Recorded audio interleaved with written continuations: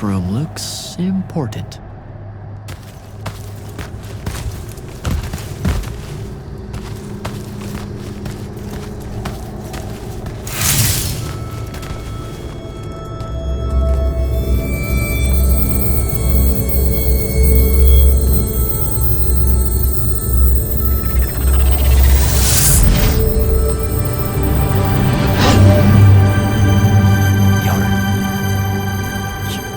Staying.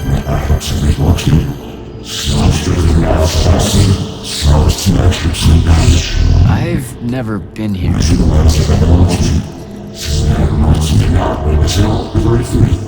Yeah, you're talking about someone else.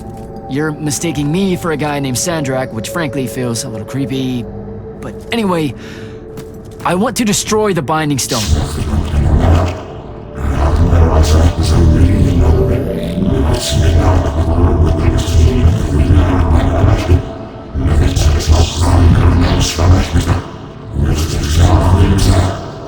You're not listening. I don't have a Binding Stone. Or a mark. I can't surrender what I don't have. I already told you, I'm not... Wait. You can give me the same mark as Sandra. Control it, or destroy it.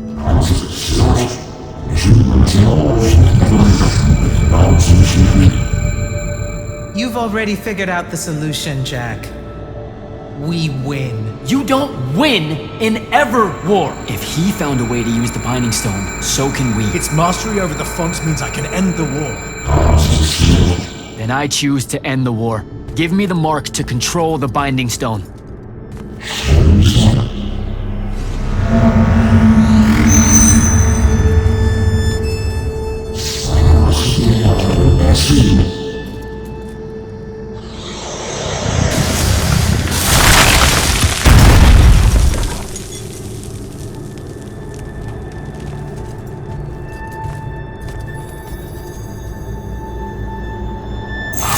I think I broke it. Great.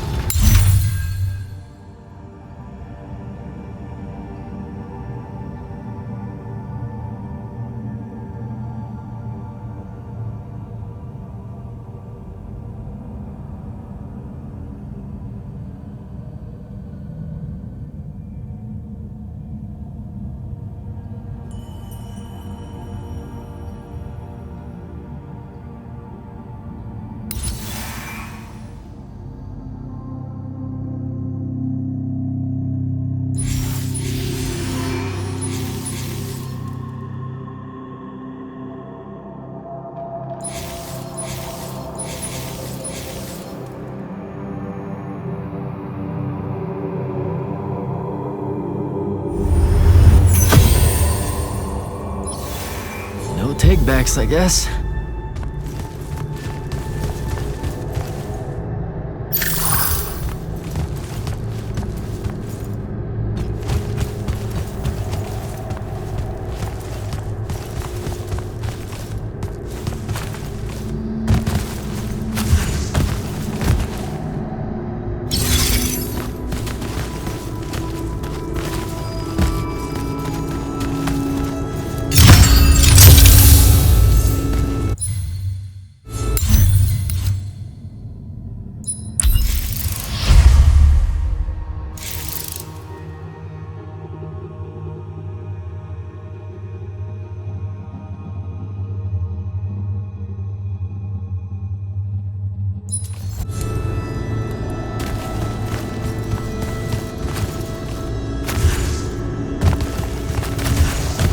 Alright, so that's what disobeying orders feels like.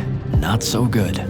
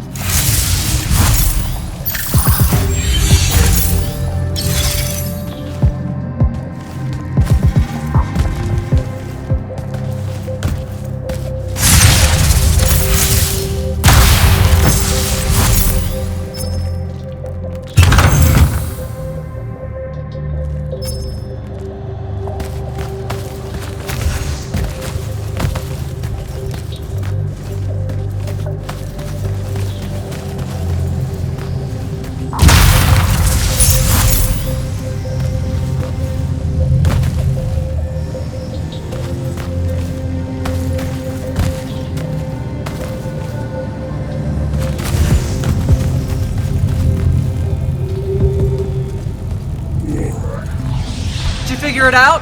Please say yes. Yeah, we're good to go.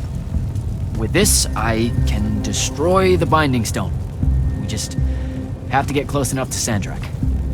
How do you propose we do that when we don't even know where he is? This mark gives me a connection to the Binding Stone. I can feel where it is. I can feel where Sandrak is. He's moving east, towards the Deepmere. There's a font in the ocean. Sounds like it. All right, pack it in. We're leaving soon.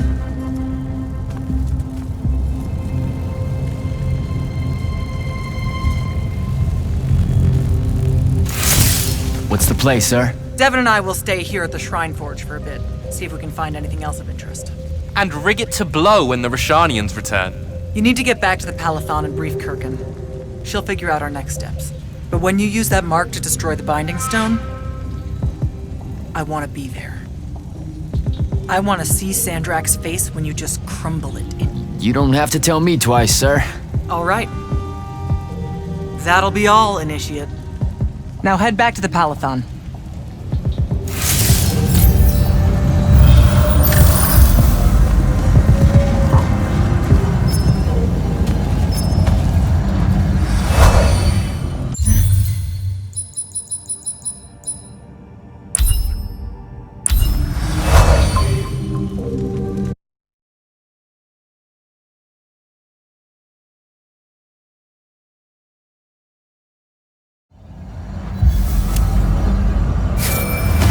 Sir, I'm back at the Palathon.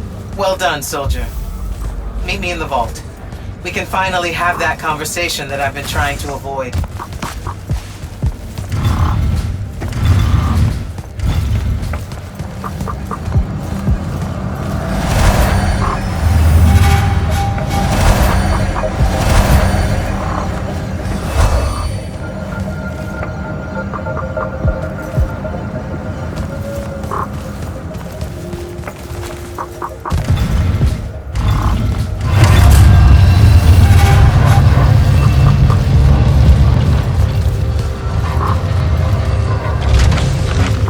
Sir? Back here, Jack.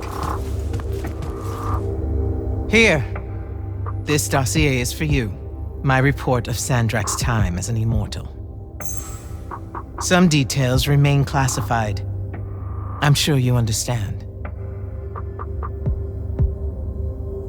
This will have to do then. Thank you, sir. Come. Show me the mark you recovered from the Shrine Forge. Sure. It lets you feel the movements of the Binding Stone. Yeah. Sandrak's definitely sailing the Deepmere, but his movements are weird. Erratic. Unfortunately, we can't afford to send a large force out to sea. Most of the Light's army musters at the front, and we need them to remain there. You, Zendara, and Devin will have to face Sandrak alone. Well, not exactly alone. My contacts in the Clayless Traders Guild provided us with a Colossal during the Trench Ship Rebellion. I never gave it back. It'll take time to wake her up. She's not seen service in a very long time. Captain Selko's a fine steersman, if I recall correctly. And I can guide him to wherever Sandrak is using my mark. That's the plan. Now, unless you have something else to ask me, that'll be all. Look, I know what I said earlier, but you've been hiding anything and everything about Sandrak being an immortal since day one. I deserve more than a report you wrote up. Tell me, Jack, if you had a very close friend that you shared a common cause with for the longest time, a vision of what was right and true and good, and they betrayed that vision, betrayed you, how would you feel? Would you want to talk about it? Could you talk about it? Yes, absolutely. I'd have to know how it even got to that point. Sandrak and I were companion in arms for longer than you've been alive. We stood against the Kalthus estates, the Sea King usurper, the Colossals of the Arjaman pretenders, even against Rasharn, his homeland. And then one day, he refused to participate in a mission that could have very well ended the war. What mission? Read the report. And we're back to that. Look, what's important is that Sandrak had orders, and he allowed his own hubris to ignore them. He made a decision that jeopardized the rest of us because he thought he knew better. Yeah. Hubris sure is some bad news. It's terrible. For the breaking of his oaths to the Order, I exiled him back to Rasharn as punishment, thinking his ancestral enemies there would be the death of him. That last part didn't work out. Not even a little bit. All right. I've got everything I need, sir. Zendara and Devin should have already returned by now. You'll all set out for the Deep Mere in the morning. Oh, one more thing. The Oromik girl, Kenzie. She wanted to speak to you when you returned from the Shrine Forge. I think she's a bit smitten with you. Yeah, I don't know if it's limited to just me, sir.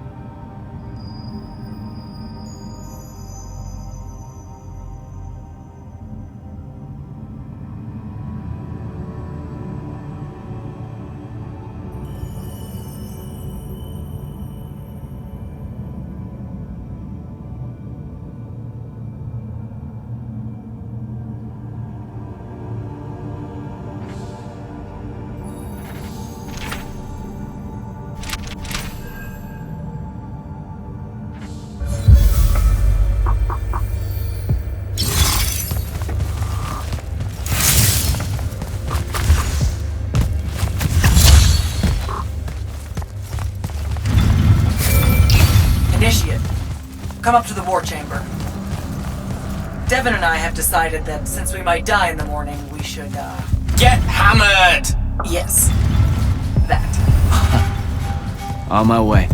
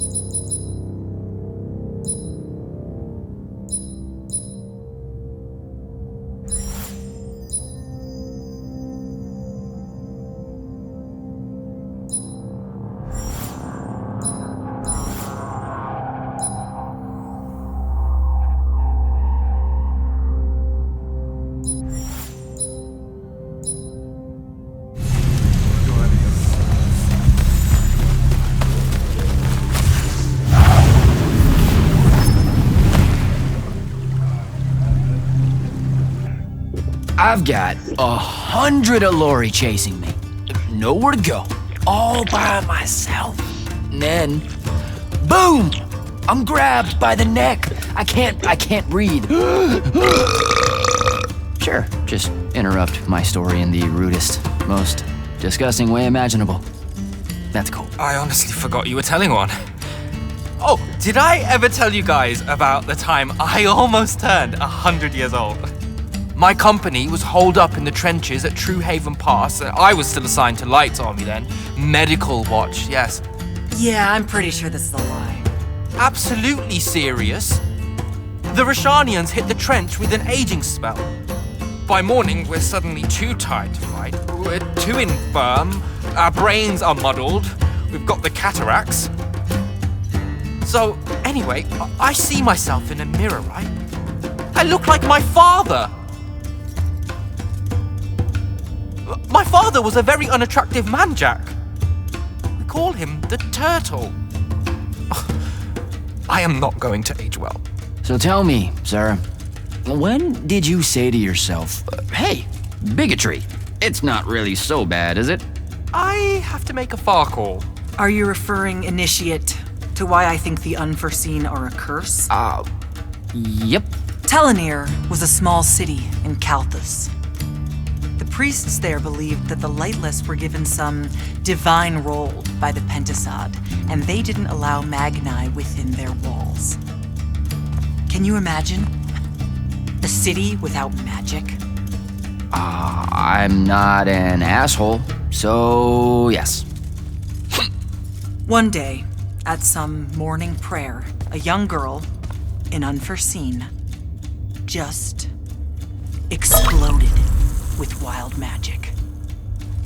She died screaming as spellfire erupted from her body. All of Telenir started burning. And because there were no Magni around, this wild magic went unchecked. The whole city, and everyone in it, were reduced to ashes. That's all very sad and terrible, sir. But we're not all that little girl. That's not how it happened with me. It could have. There's no protection against your kind. And when you do happen, more often than not, people around you die. Okay, enough of that. My father always said the best way to mend bridges between parties that held wildly divergent opinions was to find a commonality in vice. Drink up, nerds.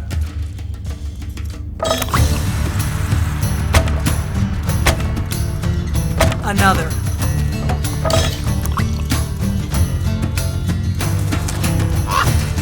How'd a fucking bird get in here?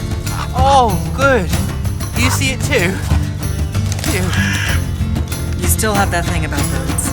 Birds absolutely do not give a shit about the way their heads look when they walk. I would be mortified. Another.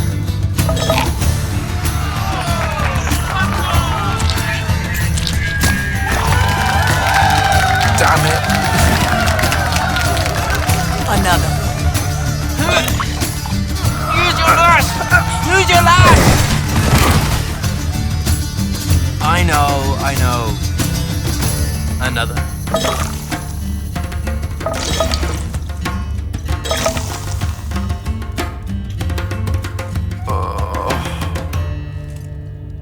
Am I dead?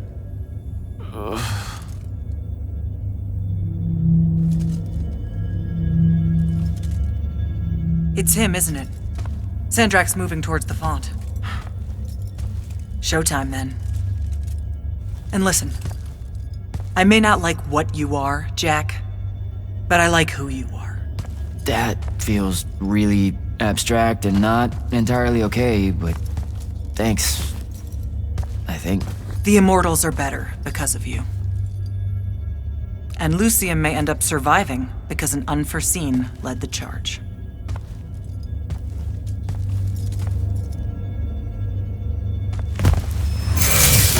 Morning, sir. Unfortunately, It was a good night, sir. I won my retirement fund betting on your skill at beer pong. wait, you were there?